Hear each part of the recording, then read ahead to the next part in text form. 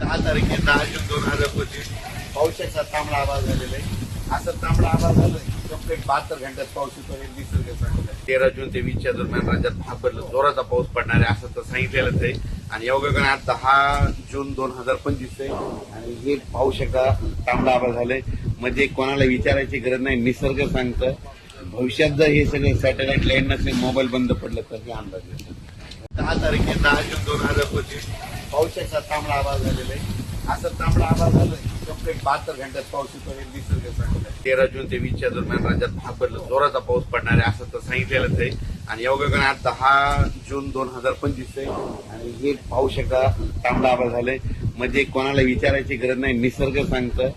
भविष्यात जर हे सगळे सॅटेलाइट लाईन नसेल, मोबाईल बंद पडलं तर हे अंदाज येतो.